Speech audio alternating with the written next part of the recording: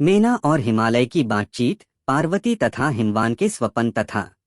ब्रह्मा जी कहते हैं, नारद, जब तुम स्वर्गलोक को चले गए तब से कुछ काल और व्यतीत हो जाने पर एक दिन मेना ने हिमवान के निकट जाकर उन्हें प्रणाम किया। फिर खड़ी हो वे गिरिकामिनी मेना अपने पति से विनयपूर्वक बोली। मेना ने कहा, प्राणनाथ, उस दिन नारद मुनि ने जो बात कही थी उसको स्त्री स्वभाव के कारण मैंने अच्छी तरह नहीं समझा। मेरी तो यह प्रार्थना है कि आप कन्या का विवाह किसी सुंदर वर के साथ कर दीजिए। वह विवाह सर्वथा अपूर्व सुख देने वाला होगा। गिरिजा का वर शुभ लक्षणों से संपन्न और कुलीन होना चाहिए। मेरी बेटी मुझे प्राणों से भी अधिक प्रिय है। वह उत्तम वर पाकर जिस प्रकार भी प्रसन्न और सुखी हो सके वैसा कीजिए। आपको मेरा नमस्कार है। ऐसा कहकर मेना अपने पति के चरणों पर गिर पड़ी। उस समय उनके मुख पर आंसुओं की धारा बह रही थी। प्राज्ञशिरोमणि हिमवान ने उन्हें उठाया और यथावत समझाना आरंभ किया। हिमालय बोले, देवी मेनके, मैं यथार्थ और तत्व की बात बताता हूँ, सुनो। भ्रम छोड़ो। मुनि की बात कभी झूठी नहीं हो सकती। यदि बेटी पर तुम्हें स्नेह है तो उसे सादर शिक्षा दो कि वह भक्तिपूर्वक सुस्थिर चित्त से भगवान शंकर के लिए तप करे। मेनके, यदि भगवान शिव प्रसन्न होकर काली का पाणी ग्रहण कर लेते हैं तो सब शुभ ही होगा। नारद जी का बताया हुआ अमंगल या अशुभ नष्ट हो जाएगा। शिव के समीप सारे अमंगल सदा मंगल रूप हो जाते हैं। इसलिए तुम पुत्री को शिव की प्राप्ति के लिए तपस्या करने की शीघ्र शिक्षा दो। ब्रह्मा जी कहते हैं, नारद, हिमवान की यह बात सुनकर मेना को बड़ी प्रसन्नता हुई। वे तपस्या में रुचि उत्पन्न करने के लिए पुत्री को उपदेश देने के निमित्त उसके पास गईं। परंतु बेटी के सुकुमार अंग पर दृष्टिपात करके मेना के मन में बड़ी व्यथा हुई। उनके दोनों नेत्रों में तुरंत आंसू भर आए। फिर तो गिरिप्रिया मेना में अपनी पुत्री को उपदेश देने की शक्ति नहीं रह गई। अपनी माता की उस चेष्टा को पार्वती जी शीघ्र ही ताड़ गईं।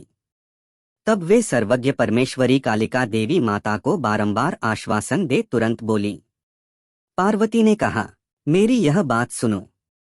आज पिछली रात्रि के समय ब्राह्म मुहूर्त में मैंने एक स्वप्न देखा है, उसे बताती हूँ।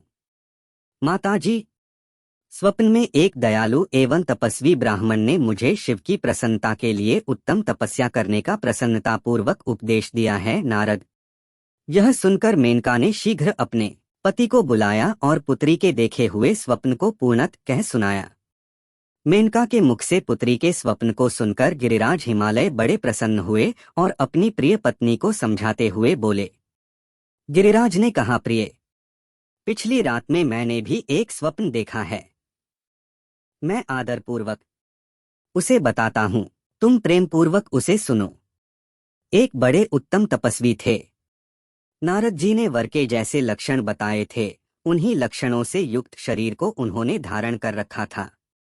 वे बड़ी प्रसन्नता के साथ मेरे नगर के निकट तपस्या करने के लिए आए। उन्हें देखकर मुझे बड़ा हर्ष हुआ और मैं अपनी पुत्री को साथ लेकर उनके पास गया। उस समय माँ, तुम बड़ी समझदार, मुझे ज्ञात हुआ कि नारद जी के बताए हुए वर भगवान शंभु ये ही हैं। तब मैंने उन तपस्वी की सेवा के लिए अपनी पुत्री को उपदेश देकर उनसे भी प्रार्थना की कि वे इसकी सेवा स्वीकार करें।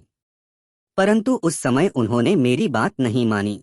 इतने में ही वहां सांख्य और वेदांत के अनुसार बहुत बड़ा विवाद छिड़ गया। तदंतर उनकी आज्ञा से मेरी बेटी वहीं रह गई और अपने हृदय में उन्हीं की कामना रखकर भक्तिपूर्वक उनकी सेवा करने लगी। सुमुखी, यही मेरा देखा हुआ स्वप्न है, जिसे मैंने तुम्हें बता दिया। अत प्रिय, मैंने कुछ काल तक इस स्वप्न के फल की परीक्षा या प्रतीक्षा करनी चाहिए। इस समय यही उचित जान पड़ता है। तुम निश्चित समझो, यही मेरा विचार है। अगर आप हमारे ज्ञान चैनल पर नए हैं तो प्लीज़ सब्सक्राइब कीजिए और आपको वीडियो पसंद आया हो तो लाइक कीजिए, ताकि ऐसे ही अच्छी वीडियोस हम आपके लिए ला सके। धन्यवाद।